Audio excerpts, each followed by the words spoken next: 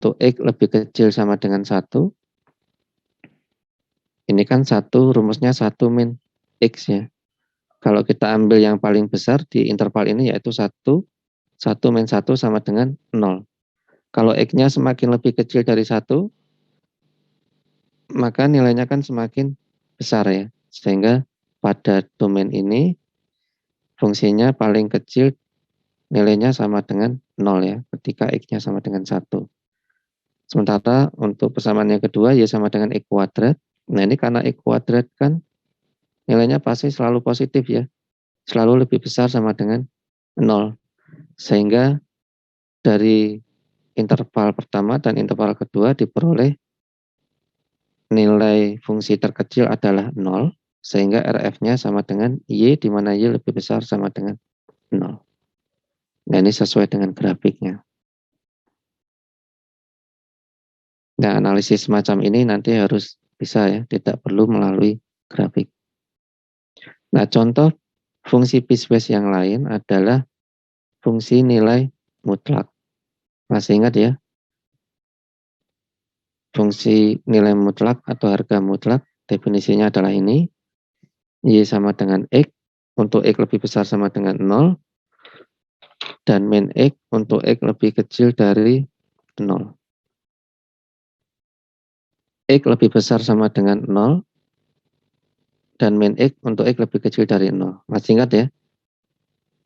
Harga mutlak X kan berkaitan dengan konsep jarak, dan jarak itu kan selalu positif ya. Sehingga yang positif tetap positif, yang 0 tetap 0, tetapi yang negatif menjadi positif. Nah, ketika X lebih kecil dari 0 kan negatif. Sehingga biar positif kan harus ditambah negatif. Negatif X dengan X-nya negatif kan negatif ketemu negatif jadi positif. Nah, ini ingat bahwa jika X negatif maka min X positif. Nah, kalau kita gambar, nah ini kalau kita lihat dari rumusnya, ternyata fungsi nilai mutlak memiliki lebih dari satu persamaan untuk interval yang berbeda ya. Persamaan yang pertama yaitu Y sama dengan X, untuk X lebih besar sama dengan 0 atau di sebelah kanan 0, dan min X untuk X lebih kecil dari 0 atau di sebelah kiri 0. Nah ini kan ada lebih dari satu persamaan, sehingga fungsi nilai mutlak masuk ke dalam fungsi piecewise atau piecewise definite function.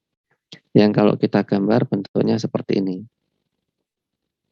Nah ini kalau kita lihat domainnya ya, domain df sama dengan R ya, semua himpunan semua bilangan real, yaitu dari min tak hingga sampai tak hingga.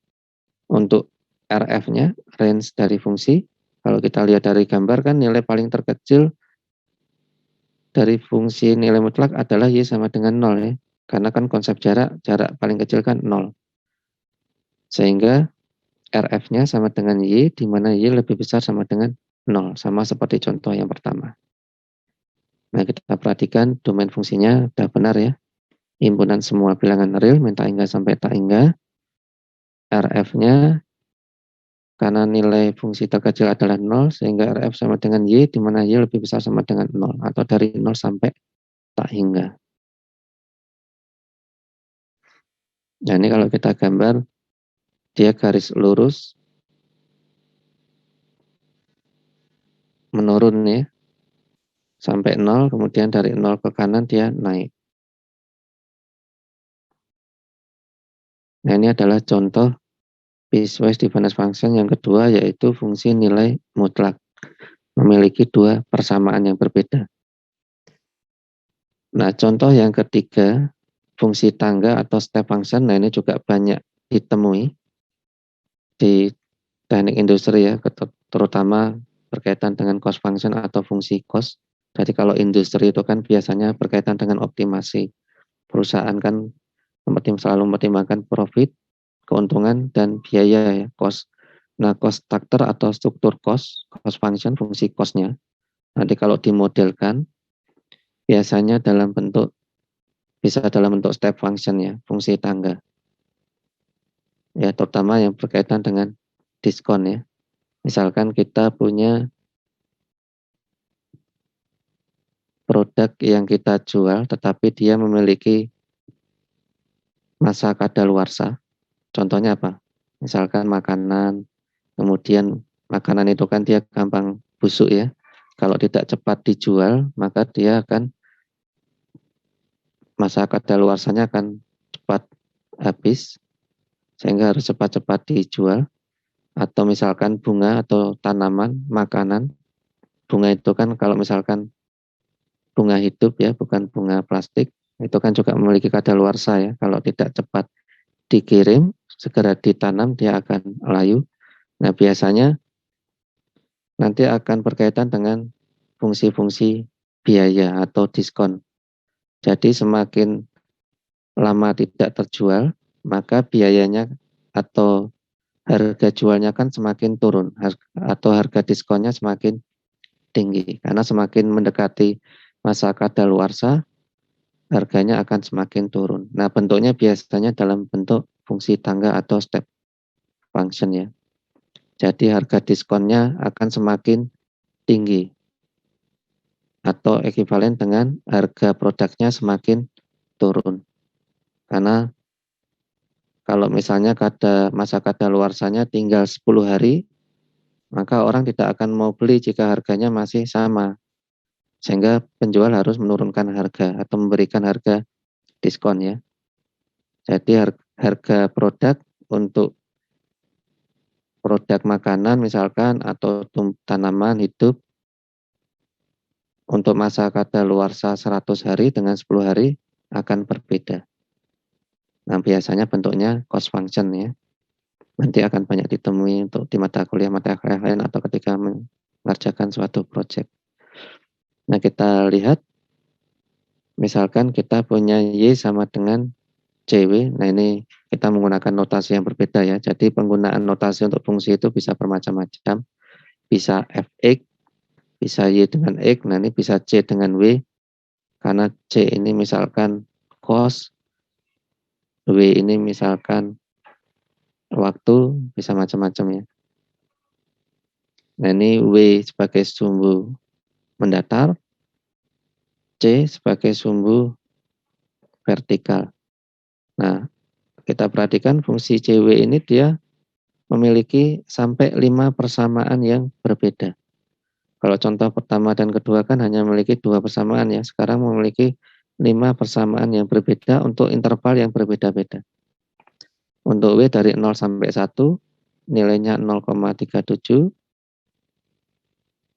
W dari 1 sampai 2 nilainya 0,60. Nah ini untuk setiap interval, kenaikan interval, maka nilainya semakin naik. Tetapi untuk interval tertentu, misalkan dari 0 sampai 1, ini nilainya konstan, 0,37. Jadi baik W sama dengan 1 atau W sama dengan 0,5, 0,5 atau W 3/4 atau W 1/4 nilainya selalu sama yaitu 0,37. Untuk interval 1 sampai 2 misalkan W sama dengan 2 atau W sama dengan 1,5 atau W sama dengan 1/3/4 nilainya selalu sama 0,60. Sehingga kalau kita perhatikan untuk setiap interval persamaannya kan garis lurus ya, sejajar dengan sumbu horizontal yaitu sumbu W atau sumbu X ya, karena nilainya konstan.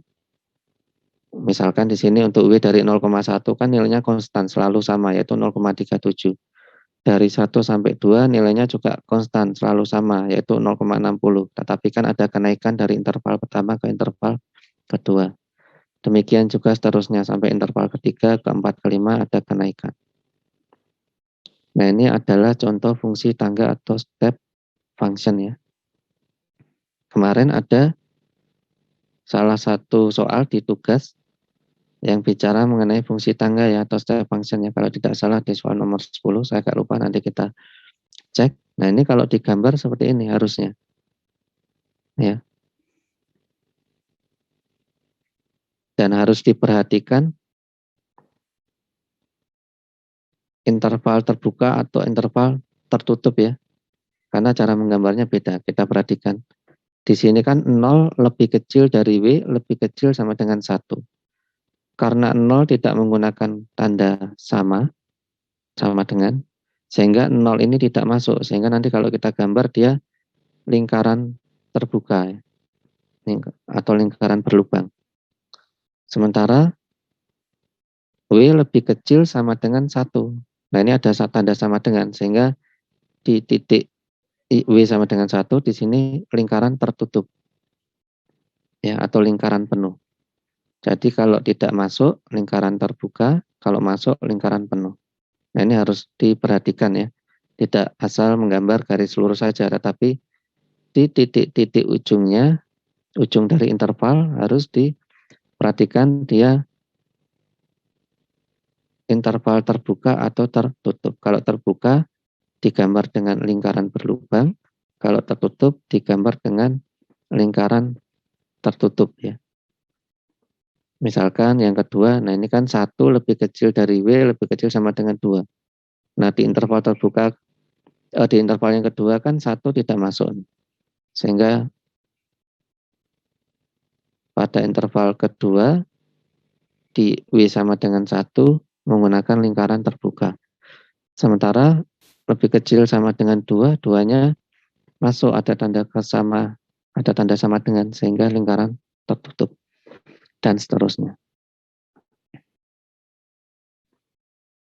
Nah, ini adalah fungsi tangga. Jadi sudah kita berikan beberapa contoh fungsi piecewise ya, atau piecewise dependent function. Nah, contoh yang keempat ini ya. Contoh yang keempat, nah di sini misalkan kita diminta untuk mencari atau menentukan rumus dari suatu fungsi. Ya, ini contohnya misalkan kalau kita melakukan eksperimen atau mencari data di lapangan, ya biasanya kan kita mendapatkan rangkaian data ya dalam bentuk tabel atau grafik. Nah, misalkan datanya dari hasil eksperimen yang kita lakukan, dari hasil observasi di lapangan, ternyata grafiknya seperti ini.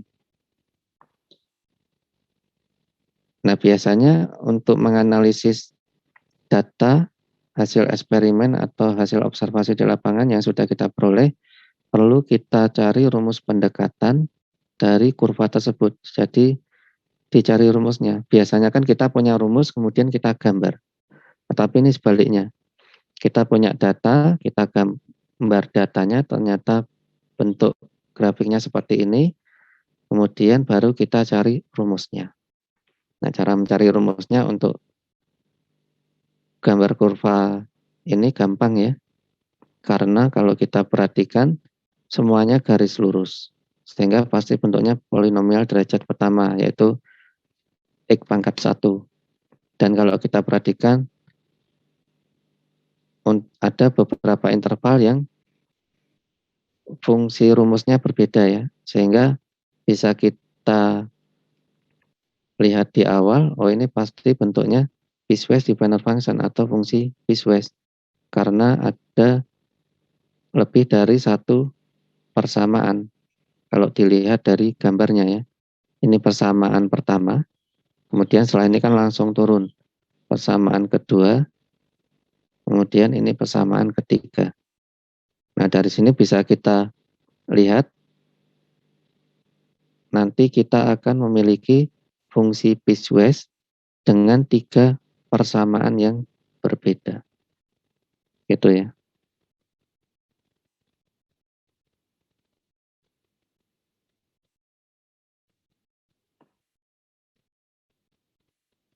Nah, kita perhatikan bagaimana cara mencari rumus fungsi piecewise-nya. Nah, ini mudah ya. Kalau dulu di SMA kan masih ingat cara mencari persamaan garis lurus. Masih ingat ya, persamaan garis lurus kan ada beberapa rumus ya. Bisa Y min Y1 per Y2 min Y1 sama dengan X min X1 per X2 min X1. Kalau kita memiliki 2 titik ya. Kalau kita perhatikan di sini kan kita bisa mendapatkan 2 titik untuk setiap persamaannya. Persamaan pertama 0,0, persamaan pertama melewati 0,0 dan 1,1. Persamaan kedua melewati 1,1 dan 0, dan 2,0. persamaan ketiga. Nah, persamaan ketiga ini gampang karena dia sejajar dengan sumbu X, sehingga persamaannya pasti Y sama dengan 0 ya. Jadi konstan ini. Jadi fungsi dari grafik yang sejajar dengan sumbu X pasti merupakan fungsi konstan. Nah, di sini fungsi konstan Y sama dengan 0 karena dia sejajar dengan sumbu X dan berada di Y sama dengan 0. Atau bisa juga menggunakan persamaan garis lurus yang lain. Kalau kita memiliki info mengenai gradien atau kemiringan garis tersebut. Ini kan Y min Y1 sama dengan M kali X min X1. Masih ingat ya? Bisa menggunakan Y min Y1 per Y2 min Y1 sama dengan X min X1 per X2 min X1. Atau bisa juga menggunakan rumus ini. Y min Y1 sama dengan M kali X min X1. Nah, untuk persamaan yang pertama, kemiringannya ini sama dengan 1 ya, karena dia garis diagonal.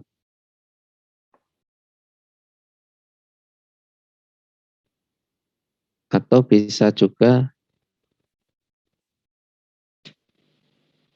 diingat-ingat rumus M ya. Jadi nah,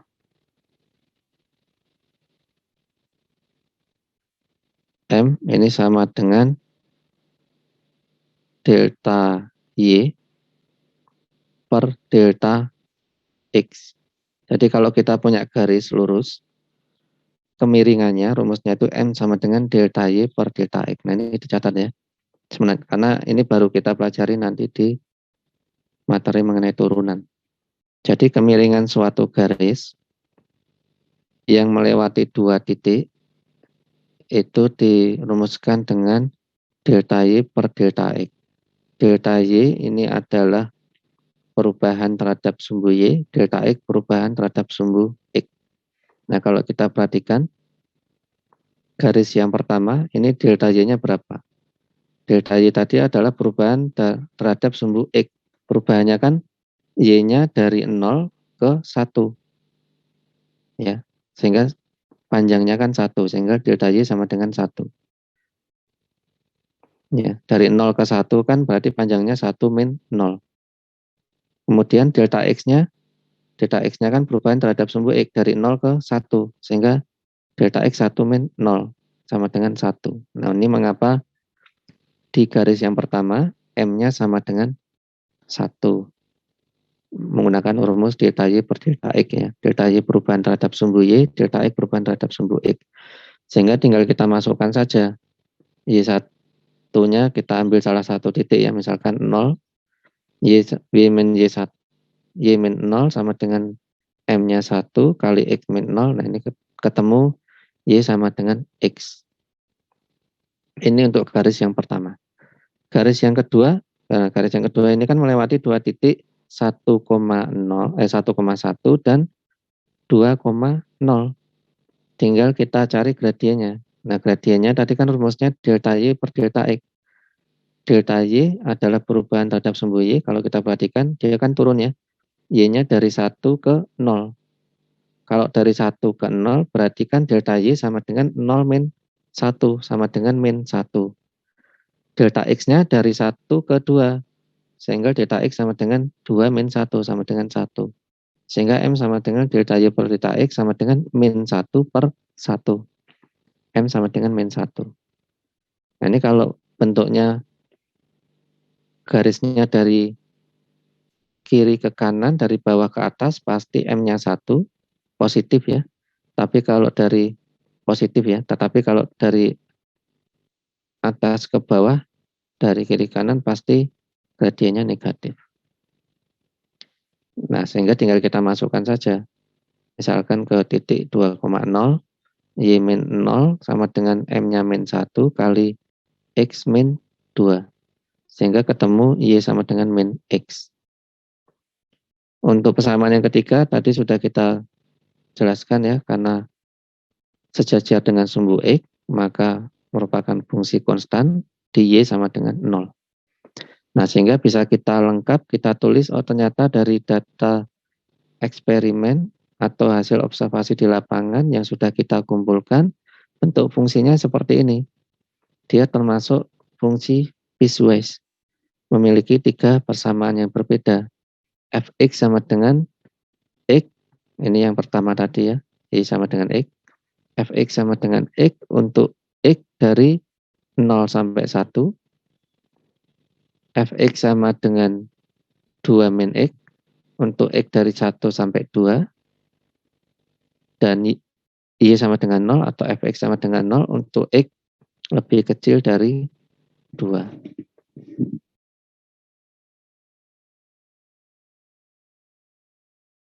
Nah, mudah ya. Ini cara,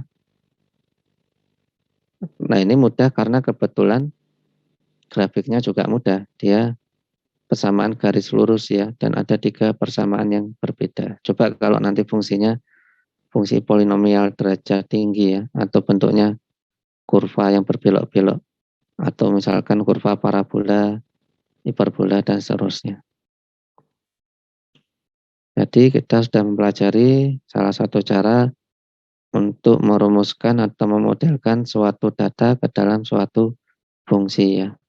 Nah kebetulan data ini fungsinya bentuknya piecewise definite function atau fungsi piecewise. Nah kemudian kemarin kita juga ada salah satu soal mengenai fungsi genap dan fungsi ganjil ya. Sehingga harusnya juga sudah membaca, sudah dipelajari. Karena fungsi genap dan fungsi ganjil ini juga penting ya. Banyak muncul di bidang teknik. Nah ini fungsi genap. Kalau fungsi genap secara gampangnya, secara geometri, dia merupakan fungsi yang simetri terhadap sumbu Y. Kita perhatikan di gambar yang sebelah kiri. Ini kan dia grafik atau kurva dari fungsinya simetri terhadap sumbu Y. Ya. Di sebelah kiri Y dengan di sebelah kanan Y kan dia simetri. Jadi bisa diibaratkan Y ini sebagai sebuah cermin ya. Kalau dipantulkan kan akan menghasilkan gambar yang simetri. Ya. Sementara fungsi ganjil ini fungsi yang simetri terhadap titik asal atau titik pusat koordinat. Kita punya sistem koordinat sumbu X, sumbu Y. Nah, titik pusat koordinatnya kan di 0,0. Jadi kalau kita perhatikan yang B ini adalah contoh fungsi ganjil. Mengapa? Karena grafik fungsinya simetri terhadap titik asal. Ya, dia simetri terhadap titik asal. Jadi kalau simetri terhadap titik asal itu, kalau misalkan grafik pertama di kuadran pertama, maka grafik kedua bayangannya di kuadran ketiga. Kalau di kuadran kedua, maka bayangannya di kuadran 4. Demikian juga sebaliknya, kalau gambarnya di kuadran 3, bayangannya di kuadran pertama. Nah ini adalah contoh fungsi ganjil ya. Secara geometri, fungsi genap simetri terhadap sumbu Y, fungsi ganjil simetri terhadap titik pusat koordinat. Tapi secara matematis kita juga harus tahu ya, fungsi genap itu untuk setiap X berlaku F min X sama dengan Fx. Ya, nah ini kan logis ya. Untuk setiap X, F min X kan sama dengan Fx. Untuk setiap X di sebelah kiri sumbu Y yang bilangan negatif, pasti nilainya sama untuk setiap X di sebelah kanan sumbu Y yang X positif ya, sehingga F min X sama dengan Fx. Sementara yang fungsi ganjil, F min X sama dengan min Fx ya. F min X sama dengan min Fx. Karena kalau misalkan nilai fungsinya positif, pasti bayangannya negatif. Ini kan di atas sumbu X, pasti bayangannya di bawah sumbu X. Sehingga F min X sama dengan min Fx. Nah, dua rumus ini diperhatikan ya. Dan jangan sampai terbalik-balik ya.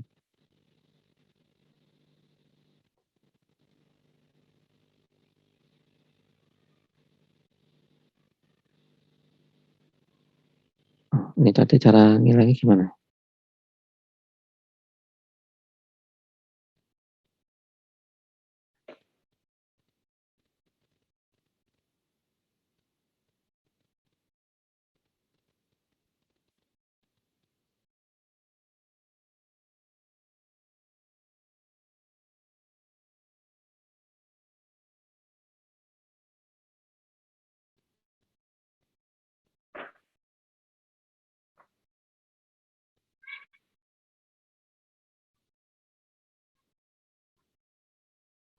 Baik, kita lanjutkan, kita sampai fungsi mana tadi? Fungsi ganjil dan fungsi genap ya.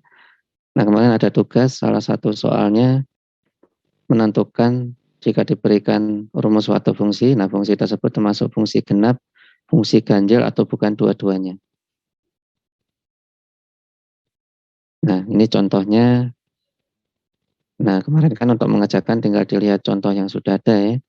Misalkan kita punya fungsi seperti ini, nah kita diminta menentukan ini fungsi genap atau fungsi ganjil. Nah, tinggal dicek saja fungsi, tinggal dicek saja jika kita punya fx, maka f min x nanti hasilnya seperti apa. Karena kalau f min x sama dengan fx tidak berubah, maka fungsi genap. Tapi kalau f min x sama dengan min fx, tandanya berubah, maka fungsi ganjil. Nah, ini tinggal kalau kita punya rumus fx sama dengan seperti ini, f min x kan tinggal dimasukkan saja ya, x-nya menjadi min x. Nah, ini kalau pangkatnya genap kan negatif, dipangkatkan genap kan jadi positif. Sehingga sama dengan 3x pangkat 4 min 2x kuadrat plus 7 sama dengan fx. Sehingga karena f min x sama dengan fx, f adalah suatu fungsi genap. Nah, kalau kita gambar grafiknya, dia diperhatikan simetri terhadap sumbu y. Contoh yang kedua, 3x pangkat 5 min 4x pangkat 3 min 9x. Kita cek dari f min x, tinggal kita masukkan. Nah, karena negatif dipangkatkan pangkat negatif, misalkan di sini kan pangkatnya negatif ya, 5, 3, 1, maka hasilnya negatif.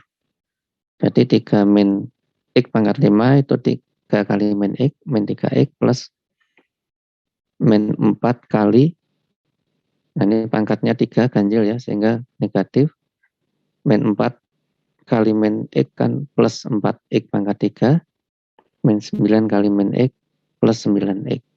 Sama dengan min 3x pangkat 5, min 4x pangkat 3, min 9x sama dengan min fx. Nah, karena min f min x sama dengan min fx, maka f suatu fungsi ganjil. Kalau kita gambar, nah ini kita perhatikan grafiknya, dia simetri terhadap titik pusat koordinat.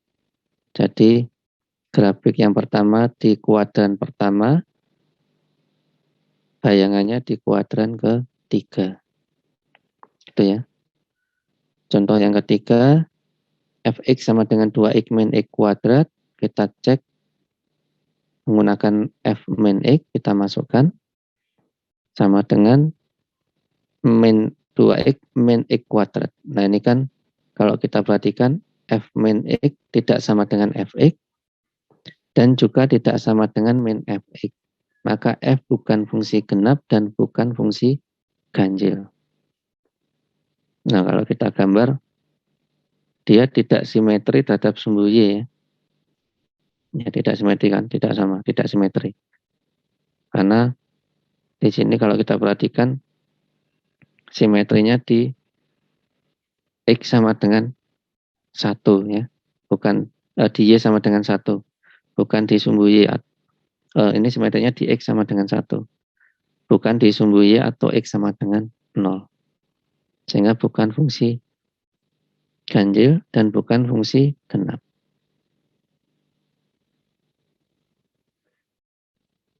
Kemudian kita punya fungsi naik dan fungsi turun. Kalau fungsi naik, fungsi turun ini gampang ya. Fungsi naik itu ya jika fungsinya naik. Kemudian, nah kalau kita perhatikan fungsi f ini secara keseluruhan, dia bukan fungsi naik dan bukan fungsi turun ya. Tetapi untuk interval tertentu dia fungsi naik. Misalkan di sini pada interval A sampai B, fungsi ini dikatakan naik atau increasing. Nah, kemudian pada interval B sampai C dia turun, decreasing. Dari interval C sampai D dia naik lagi.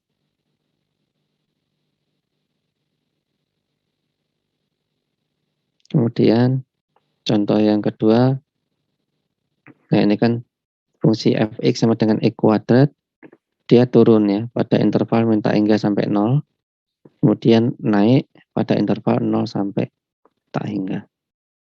Nah, ini mengenai fungsi naik dan fungsi turun ini gampang ya.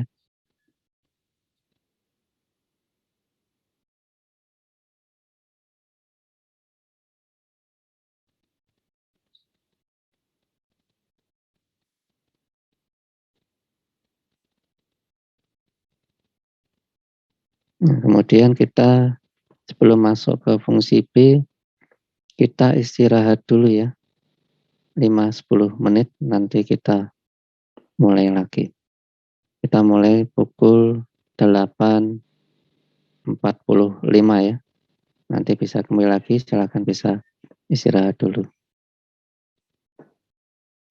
0 dengan A adalah konstanta. Nah, ini kalau ini adalah bentuk fungsi polinomial derajat 5 ya, karena pangkat tertinggi dari X adalah 5. Fungsi polinomial yang paling sederhana adalah fungsi linear, atau disebut juga fungsi polinomial dengan derajat 1, memiliki bentuk umum fx sama dengan ax plus b. Ya. Nah, mengapa dinamakan fungsi linear? Karena kalau kita gambar grafik fungsinya merupakan kesamaan garis lurus ya. Px sama dengan ax plus b. Linear itu kan lurus. Kalau non linear berarti tidak lurus, tidak linear. Selanjutnya ada juga fungsi kuadrat atau polinomial derajat 2. Fungsi polinomial derajat 2 ya. Ax kuadrat plus bx plus c. Nah, ini atau quadratic function yang kalau kita gambar merupakan fungsi kuadrat atau fungsi parabola terbuka ke atas atau terbuka ke bawah. Nah, kalau rumus sumbu simetri, kemudian titik puncak, determinan sudah pernah dipelajari ya. Jadi fungsi linear, fungsi polinomial derajat 1, fungsi kuadrat, fungsi polinomial derajat 2, fungsi kubik. Nah, ini polinomial dengan derajat 3. Ax pangkat 3 plus bx kuadrat plus cx plus d dan seterusnya. Dan seterusnya ya. Jadi polinomial ini bisa derajat berapapun. Bisa derajat 4, derajat 5, derajat 6, dan seterusnya. Nah, kalau kita perhatikan, di sini ada 3 buah grafik. Grafik yang pertama ini Y sama dengan X pangkat 3 min X plus 1. Dia memiliki bentuk seperti ini ya. Kalau fungsi kuadrat atau parabola itu kan dia hanya memiliki satu lengkungan ya, titik puncak. Tapi kalau fungsi kubik untuk X pangkat 3 min X plus 1, nah ini kita perhatikan dia memiliki dua lengkungan, ke atas, ke bawah. X pangkat 4 fungsi polinomial derajat 4, untuk X pangkat 4 min 3X kuadrat plus X, dia lengkungannya tambah satu lagi, memiliki 3 lengkungan, 1, 2, 3. Derajat 5, untuk 3X pangkat 5 min 25X pangkat 3 plus 60X, lengkungannya tambah lagi menjadi 4. 1, 2, 3, 4. Dan seterusnya ya. Jadi ada pola untuk fungsi polinomial derajat tertentu ya. Tetapi untuk fungsi kubik misalkan tidak semuanya memiliki dua lengkungan seperti ini. Ini adalah fungsi polinomial, ada fungsi linear, fungsi kuadrat, fungsi kubik, fungsi polinomial derajat 4, 5, 6, dan seterusnya. Kemudian power function atau fungsi pangkat. Fungsi pangkat ini memiliki bentuk umum fx sama dengan x pangkat a. Ini fungsi pangkatnya. X pangkat a. Nah, A-nya ini bisa berapapun. Bisa 1, bisa 2, bisa 3, bisa antara 0 dan 1, jadi bisa X pangkat setengah. Kalau X pangkat setengah kan berarti akar 2 ya. X pangkat 3 berarti kan akar pangkat 3, dan seterusnya. X pangkat seperempat. Bisa juga X pangkat seperlima, X pangkat 3/4, dan seterusnya. Nah, ini kalau kita perhatikan, kalau misalkan X pangkat N, N-nya ini kan bisa 1, 2, 3, 4, dan 5. Nah, ini kalau kita perhatikan, jika X pangkat 1, ini X pangkat 2, ini X pangkat 3, X pangkat 4, X pangkat 5. Kita perhatikan ada polanya ya. Ini X pangkat 1 ini kan fungsi ganjil nih, ya kan? Dia simetri terhadap titik koordinat. Untuk X pangkat 3 ini juga fungsi ganjil. X pangkat 5 ini juga fungsi ganjil. Semuanya simetri terhadap titik pusat koordinat. Tetapi kita perhatikan jika pangkatnya genap, X kuadrat, X pangkat 4, nah nanti X pangkat 6 juga mirip. Kita perhatikan ini fungsi genap. Mengapa? Karena simetri terhadap sumbu Y. Nah, kita perhatikan fx sama, jadi fungsi pangkat dengan e-nya genap merupakan fungsi genap. Jika pangkatnya ganjil merupakan fungsi ganjil. Ya, ini X pangkat 3, X pangkat 5, ini X kuadrat, X pangkat 4, X pangkat 6. Ini adalah keluarga power function atau fungsi pangkat ya. Ini untuk pangkatnya lebih dari 1 ya. Nah, bagaimana jika pangkatnya kurang dari 1 atau antara 0 sampai 1? Nah, ini akan menjadi fungsi akar. X pangkat per n ini kan sama dengan akar dari X pangkat n ya, fungsi akar. Untuk n sama dengan 2 kan berarti X pangkat setengah, itu kan sama dengan akar dari X. Sehingga kita memiliki fungsi akar yang sudah kita bahas sebelumnya, bentuknya kurvanya seperti ini ya. Ya, fungsi akar kan tidak terdefinisi untuk X negatif. Nah, kita perhatikan di sumbu X negatif kan tidak ada kurvanya karena tidak terdefinisi. Jadi nilai-nilai bilangan-bilangan negatif tidak bisa diproses oleh fungsi akar. Ini kalau X pangkat sepertiga, ya, kalau X pangkat sepertiga, akar X pangkat sepertiga, nah di sini dia memiliki, nah ini domain fungsinya sudah berubah ya. Dia domain fungsinya semua bilangan real ya, atau R min tak hingga sampai tak hingga. Nah nanti bisa diperhatikan mengapa domainnya adalah R. Karena akar dari X pangkat 3, nah ini jika X-nya negatif akan ada nilainya ya, karena bukan bilangan imajiner. Karena akar pangkatnya ganjil ya, akar pangkat 3. Kemudian jika pangkatnya negatif, nah ini nanti juga sering muncul di teknik ya, dinamakan reciprocal function. Fx sama dengan X pangkat min 1 sama dengan seper X. Nah, ciri-ciri dari reciprocal function, dia memiliki asimtot ya, asimtot tegak maupun asimtot datar. Kita perhatikan ini adalah grafik fungsi Y sama dengan seper X. Karena Y sama dengan seper X kan X-nya tidak boleh sama dengan 0 ya. Nah, kita perhatikan di X sama dengan 0 atau di sumbu Y, grafik fungsinya tidak pernah menyentuh sumbu Y. Karena tidak terdefinisi di X sama dengan 0. Ini muncul asimtot tegak. Demikian juga nanti kalau kita teruskan tidak akan menyentuh sumbu X ya, atau Y sama dengan 0. Jadi untuk Y sama dengan seper X, ini tidak ada nilai X demikian sehingga Y sama dengan 0. Kan X-nya harus besar sekali ya. Jadi untuk X mendekati tak hingga, Y-nya akan mendekati 0 tetapi tidak pernah menyentuh 0. Nah, nanti kita akan bicara mengenai limit di sini. Jadi fungsi resiprokal ini memiliki sifat yang unik ya. Dia memiliki asimtot datar dan juga memiliki asimtot tegak di sumbu-sumbu koordinatnya, di sumbu X maupun di sumbu Y. Nah, ini biasanya muncul di fisika maupun kimia ya.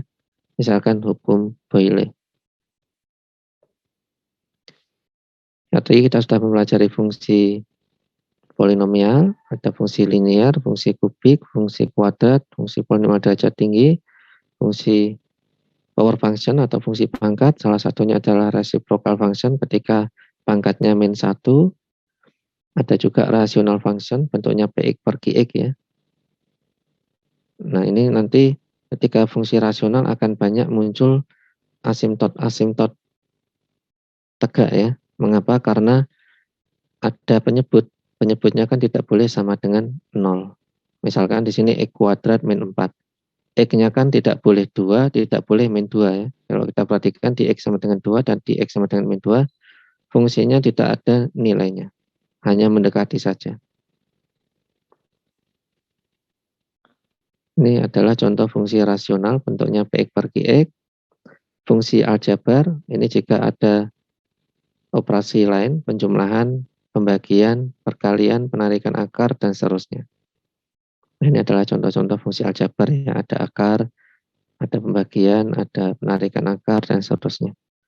Contoh-contoh grafik fungsinya. Nah, kemarin ada salah satu soal di tugas ya mengenai teori relativitas untuk mencari nilai limit.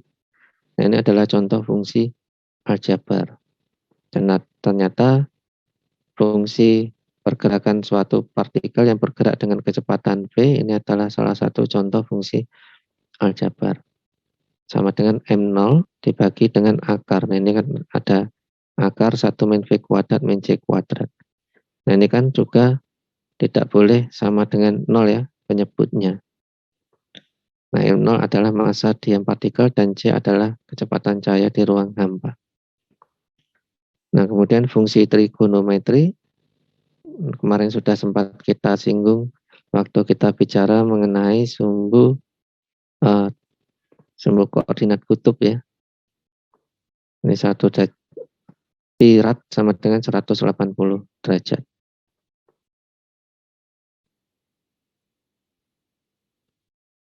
Kemudian ini adalah contoh fungsi trigonometri.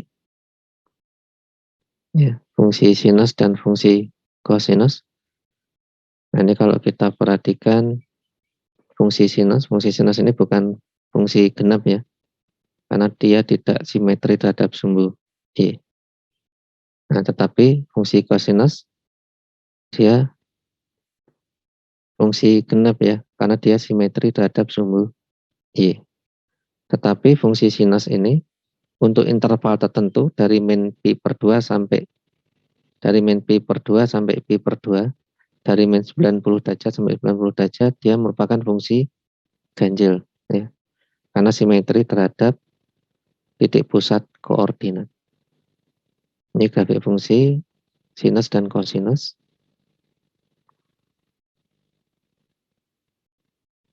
Kemudian rumus-rumusnya nanti bisa dipelajari ya.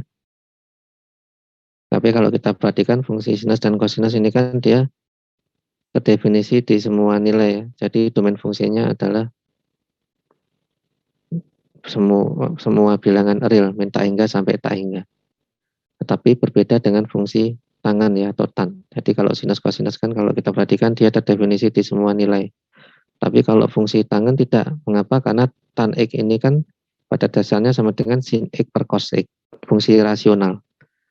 Fungsi rasional kan penyebutnya tidak boleh sama dengan 0. Sehingga akan muncul beberapa titik yang tidak terdefinisi. Atau akan terbentuk asimtot-asimtot tegak. Nah, kalau kita gambarkan fungsi tangan seperti ini ya. Ada banyak sekali titik-titik yang merupakan asimtot tegaknya atau tidak terdefinisi di titik tersebut. Karena pada titik asimtot tegak ini nilai cos X-nya sama dengan 0 ya. Ketika cos X sama dengan 0 kan tangan X-nya jadi tidak terdefinisi. Misalkan di sini nah di X sama dengan pi per 2 90 derajat dan min pi per 2 ini nilai cos X-nya kan 0 ya. Demikian juga 3 pi per 2, 5 pi per 2 dan seterusnya. Ini adalah contoh sederhana dari fungsi trigonometri sin cos tan. Kemudian fungsi eksponensial. Nah, fungsi eksponensial ini kebalikan dari fungsi pangkat atau power function. Kalau fungsi pangkat kan fx sama dengan x pangkat a. Sementara fungsi eksponensial fx sama dengan a pangkat x. Jadi kebalikan. Di fungsi pangkat x-nya di bawah, a-nya di atas. Fungsi eksponensial a-nya di bawah, x-nya di atas. Nah, ini juga banyak muncul di berbagai terapan ya. di ekonomi, biologi, kedokteran, teknik, biasanya kita menemukan fungsi-fungsi yang bentuknya eksponensial. Eksponensial itu dia mengalami misalkan fungsi percepatan eksponensial, dia mengalami percepatan yang luar biasa ya, cepat sekali. Misalkan pergerakan roket dari bawah ke atas kan dia mengalami perubahan kecepatan. Nah, itu perubahan kecepatannya dia cepat sekali atau percepatannya besar sekali. Sehingga dia semakin tinggi dia semakin cepat secara eksponensial ya. Nah, ini biasanya akan banyak ditemui di berbagai bidang. Jadi fungsi pertumbuhan penduduk misalkan juga biasanya kita dengar pertambahan penduduk secara eksponensial, artinya ada peledakan populasi ya, atau penurunan populasi secara eksponensial, artinya terjadi kepunahan populasi. Nah, kalau kita gambarkan bentuknya seperti ini. Nah, ini kan dia mengalami perubahan, naik tapi naiknya cepat sekali ya, atau kalau turun, dia turunnya cepat sekali. Nah, contohnya misalkan bentuknya kan fx sama dengan a pangkat x, misalkan 2 pangkat x, atau 0,5 pangkat x.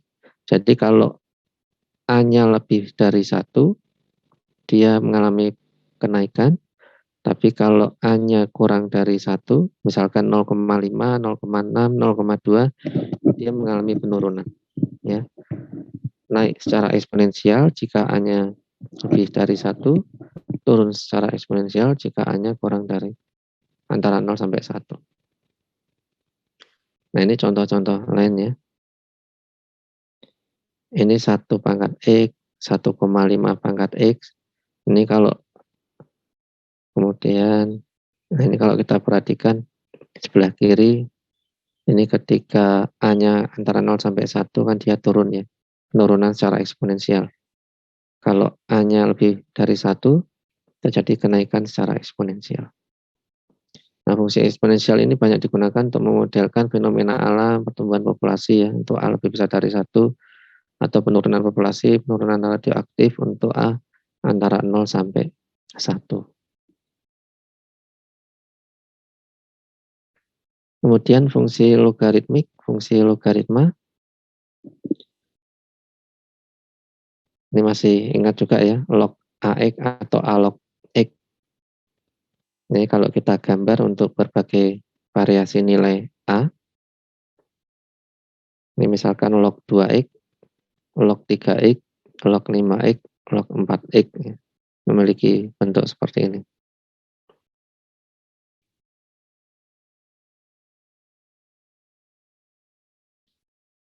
Nah, ini fungsi B, kemudian nah ini yang terakhir ya, fungsi C.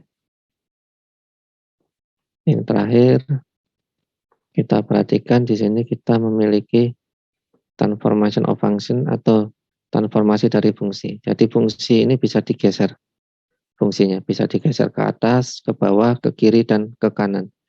Nah, secara matematis harus tahu ya bagaimana cara menggeser grafik ke atas, ke bawah, ke kiri, atau ke kanan. Kalau kita mau menggeser ke atas, maka fungsinya ditambah X. Y sama dengan Fx plus X. Kalau mau menggeser, oh ini bukan X ya, ini harusnya C ya, konstanta. Salah ya, nanti diperbaiki sendiri ya, dikasih catatan sendiri. Ini harusnya Y sama dengan Fx plus C, jadi ditambah konstanta. Nah, Fx ini kan kurva. Ketika ditambah C kan berarti nilai kurvanya naik. Ya. Sehingga kalau kita perhatikan pada grafik, Y sama dengan Fx di sini, Y sama dengan Fx plus C, nah ini naik. Kalau min C, nah ini berarti turun ya, Y sama dengan Fx min C. Dia akan turun. Kalau mau kita geser ke kanan, maka yang kita ubah adalah domainnya. Yaitu kalau mau kita geser ke kanan, maka domainnya dikurangi C. Jangan sampai kebalik ya. Fx min C. Ini kita menggeser grafik fungsi Y sejauh C unit ke kanan. Kalau Y, kalau mau kita geser ke kiri, maka domainnya kita tambah C. Y sama dengan Fx plus C. Ini kita geser grafiknya sejauh C unit ke kiri. Atau bisa kita lihat dari gambar ini ya. bagaimana kita menggeser grafik ke atas, ke bawah, ke kiri, ke kanan. Nah, kemudian ada juga peregangan pencerminan. Ini juga nanti bisa dilihat sendiri ya. Ini misalkan Y sama dengan Fx, ketika Fx-nya fungsinya kita kalikan dengan suatu konstanta. Kalau tadi kan kita jumlah, kita kurangi. Kalau sekarang kalau kita kalikan dengan C-nya lebih besar dari 1, ternyata fungsinya tidak hanya bergeser ke atas, tetapi grafiknya semakin lebar, semakin besar ya, ada perubahan. Ya, semakin lebar kan, semakin lebar ke atas. Tetapi kalau kita kalikan dengan C atau nilai konstanta yang nilainya antara 0 sampai 1, selain bergeser ke bawah, tetapi juga mengecil fungsinya. Nah, ini biasanya penting nanti ketika kita melakukan eksperimen ya. Kalau kita mau merubah fungsinya menggeser ke atas, ke bawah, tetapi juga kita perbesar atau kita perkecil, bisa kita kalikan dengan suatu konstanta tertentu ya. Kemudian ini Y sama dengan Fx, kalau misalkan kita ubah domainnya, tandanya dari positif menjadi negatif, nah ini akan menjadi bayangannya ya di sebelah kiri terhadap sumbu Y. Kemudian kalau kita beri tanda negatif di fungsinya, Y sama dengan min Fx, ini akan terbentuk bayangan terhadap sumbu X ya, di sebelah bawah. Ini adalah contoh pencerminan grafik fungsi. Kemudian transformasi kosinus ini juga bisa bermacam-macam. Bisa kita renggangkan, kita perbesar fungsinya ke atas, ke bawah, dengan mengalihkan dengan suatu konstanta. Ya, ini kan contohnya ya. Misalkan Y sama dengan cos X kan yang berwarna merah. Ketika kalikan dengan konstanta lebih besar dari 1, fungsinya kan menjadi lebih besar. Ketika kalikan dengan setengah misalkan kurang dari 1, fungsinya mengecil. Dan seterusnya. Ini merenggang ke atas ya. Tapi kalau domainnya yang kita kalikan dengan suatu konstanta, nah ini dia merenggang ke kanan dan ke kiri.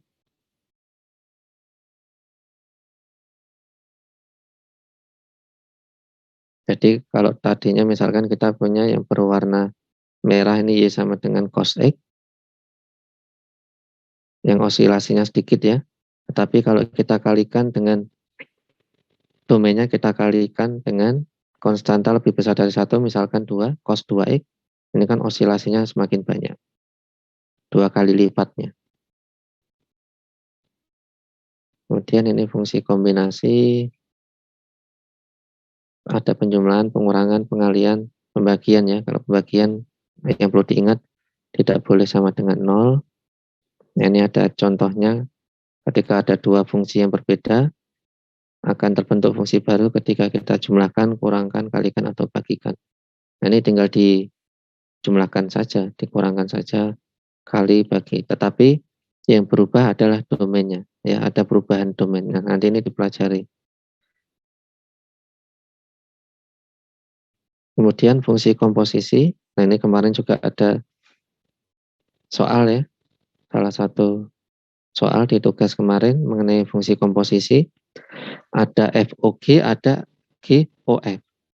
Kalau fungsi komposisi ini kan berarti ibaratnya kalau, nah ini juga nanti akan banyak ditemui di industri ya, apalagi di bidang manufaktur, di pabrik-pabrik. Biasanya kan memiliki 2 atau lebih mesin yang saling berkesinambungan ya. Ketika suatu material dimasukkan ke mesin pertama, diolah menjadi dari bahan mentah menjadi barang setengah jadi. Nah, barang setengah jadi kan akan diolah di mesin lain menjadi barang jadi, misalkan ya. Sehingga melibatkan, jadi fungsi komposisi ini melibatkan 2 atau lebih mesin yang saling berhubungan ya. Jadi misalkan di sini kita punya FOG. Jadi kalau urutan mesinnya seperti ini, G dulu baru F, maka kita mempunyai FOG, fungsi komposisi FOG. yaitu FOG atau FGX. Mengapa? Karena X-nya diinputkan ke G dulu baru ke F. Jadi X-nya diinputkan ke G menjadi barang setengah jadi GX. Nah, GX ini barang setengah jadi dimasukkan ke mesin F sehingga menjadi barang jadi FGX. Ya. Jadi FGX, jangan sampai kebalik ya, FGX ini X-nya diinputkan dulu ke G baru ke F. Kalau GOF atau GFX diinputkan dulu ke F baru ke G, dibalik. Nah, ini contohnya mudah ya. Nah, sampai sini kita sudah menyelesaikan fungsi. Kita untuk hari ini sampai di sini dulu ya, sampai fungsi dulu. Baru nanti minggu depan kita menyelesaikan mengenai limit. Nah, tapi jangan lupa dibaca-baca juga buku-bukunya ya. Kita punya banyak buku kemarin. Kalkulus kan ada Parcel, ada Stewart, ada Scam ya. Nanti silakan dibaca-baca untuk latihan-latihan soal. Ada juga yang perlu kita ingatkan lagi. Nah, ini ada diagnostik tes dan appendix. Ini benar-benar dipelajari ya. Nanti untuk persiapan ujian maupun tugas untuk rumus-rumus dasarnya ya. Rumus dasar misalkan harga mutlak 5 dikurangi harga mutlak min 23. Ini kan harus tahu ini. Dasar-dasar seperti ini. Harga mutlak X plus 1. Ini kalau kita bentuk piecewise function, dua persamaan bentuknya seperti apa. Ini kan harus tahu. Mencari penyelesaian dari garis bilangan, dan seterusnya ya. Nah, ini banyak rumus-rumus dasarnya. Ini kan contoh-contoh soal ini. Cara menentukan domain dalam bentuk interval, dan seterusnya. Ini nanti silakan dipelajari. Harga mutlak ya, konsep jarak antara dua titik. Kemudian mencari titik tengah, midpoint, menggambar suatu grafik, kemudian mencari kemiringan suatu garis lurus ya, mencari persamaannya, tadi sudah kita berikan contoh ya, menggambar daerah penyelesaian, dan seterusnya. Nah, ini nanti silakan dipelajari semuanya, bentuk-bentuk fungsi, parabola, elips, hiperbola, lingkaran, kemudian fungsi-fungsi trigonometri kan rumusnya banyak sekali. Tidak perlu tidak perlu dihafalkan ya, tapi dipahami caranya, dipahami cara atau pola mengerjakannya. Misalkan kita punya segitiga, bagaimana menyelesaikan dengan fungsi sinus kosinus kan kemarin ada di koordinat kutub ya. Nah, ini nanti dipelajari semua, appendix sama diagnostik tes ya. Nah, ini contoh-contoh mengerjakan soal-soal.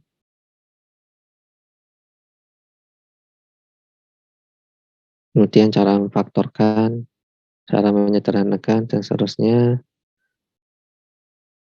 Mencari himpunan penyelesaian, ini nanti semuanya kemudian ini mengenai fungsi juga ada ya. Limit, fungsi, limit, cara menggambar grafik ya. Cara menggambar grafik kan tinggal ditentukan di beberapa titik kemudian dihubungkan.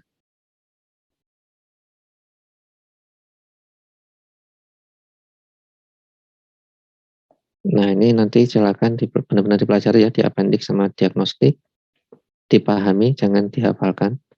Karena kita belajar kalkulus ini tidak seperti belajar di SMA ya. Kita lebih banyak memahami daripada menghafal. Kemudian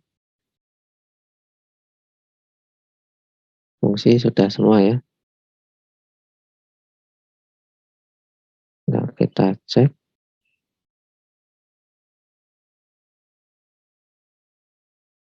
Fungsi ya sudah semua, A sampai B sampai C. Kemudian nanti buku-bukunya juga dipelajari ya. Dan setiap bab di sini kita berikan buku Parcel versi bahasa Indonesia. Ini nanti juga dibaca-baca, banyak latihan soal di sini. Nah, ini kan banyak latihan-latihan soal.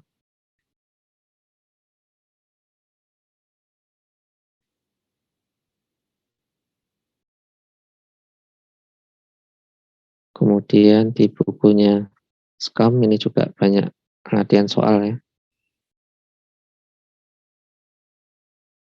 Silakan dicoba-coba soal-soalnya, dipelajari, latihan-latihan sendiri ya. Dan nanti kebanyakan kita ujian biasanya kita dalam bentuk soal cerita ya. Nanti silakan dicari-cari jika ada soal cerita, kita polanya sama dengan yang ada di buku ya. Jadi dengan soal cerita nanti diharapkan mahasiswa bisa tidak hanya mengerjakan soal kemudian selesai, tapi juga bisa menginterpretasikan apa yang dikerjakan. Jadi bisa memodelkan, bisa mengerjakan, kemudian menginterpretasikan. Jadi misalkan disuruh menghitung limit hasilnya 2, nah itu 2 itu interpretasinya apa? Jadi tidak hanya muncul angka 2 tetapi bisa menjelaskan 2 ini kan berarti dikembalikan ke soal cerita. Misalkan soal ceritanya seperti di tugas kemarin,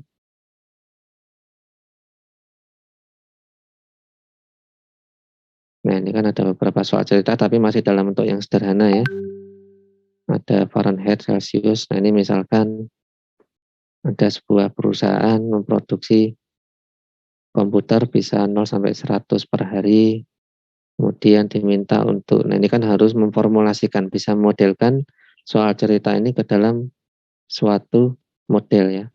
Nah ini yang dicari misalkan model total cost, nah ini kan berarti harus merumuskan fungsi total cost-nya seperti apa. Kemudian kalau bicara mengenai profit, rumus fungsi profitnya seperti apa dari soal cerita, dan seterusnya ya. Kemudian ketika dikerjakan, ya harus bisa diinterpretasikan, tidak hanya muncul angka ya, dikembalikan ke cerita tadi maksudnya apa. Nah ini yang 10 ini kan contoh, kalau digambar ini harusnya bentuknya step function ya, atau fungsi tangga. Nah ini kan juga soal cerita yang harus bisa memahami ceritanya. Jadi kita nanti tidak, misalkan diberikan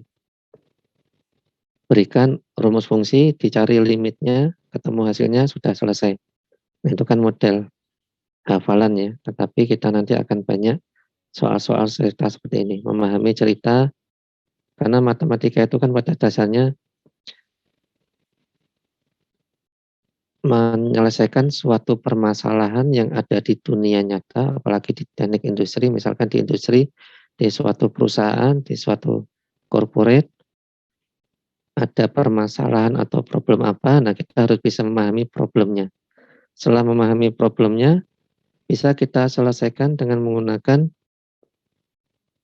logika matematis ya, menggunakan kalkulus misalkan, berarti harus dimodelkan ceritanya dalam bentuk fungsi. Kemudian masalahnya apa? Oh ternyata diminta mencari berapa barang yang harus diproduksi sehingga profitnya maksimal atau cost-nya minimal. Oh, berarti setelah kita modelkan fungsinya, kita cari titik di domain yang menghasilkan fungsi nilainya paling tinggi atau nilainya paling kecil. Nah, ini kan semuanya dipelajari di kalkulus ya. Itu ya.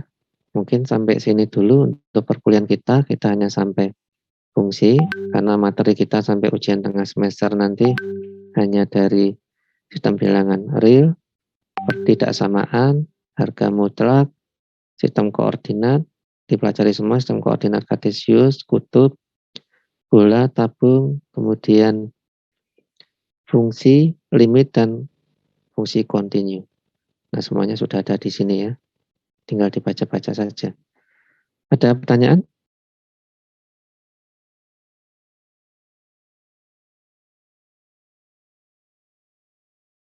Sampai sini ada pertanyaan tidak? Sepertinya tidak, Pak. Ya, kalau tidak ada, bisa kita cukupkan ya. Tetap sehat, tetap semangat, belajar terus ya. Ini masih semester awal, semester 1, sehingga nilainya diperbagus dulu semester 1, 2, 3, sampai 4. Nanti semester 5 ke atas sudah tidak memikirkan lagi harus mengulang mata kuliah, harus memperbaiki nilai yang dulunya jelek, tetapi sudah move on, lanjut ke kegiatan lain, mencari soft skill, mencari keahlian-keahlian dengan magang di tempat lain, di industri, dan seterusnya. Ya, tinggal menerapkan apa yang sudah pelajari di perkuliahan semester 1 sampai semester 4. Jadi semester 5, 6, 7, 8 itu tinggal pengayaan ya, latihan-latihan. Latihan-latihan menerapkan apa yang sudah pelajari di dunia nyata, di industri melalui magang atau magang Merdeka Belajar dan seterusnya. Baik, kita cukupkan. Assalamualaikum warahmatullahi wabarakatuh. Waalaikumsalam warahmatullahi wabarakatuh. Terima kasih, Pak. Ya, sama-sama. Terima kasih, Pak.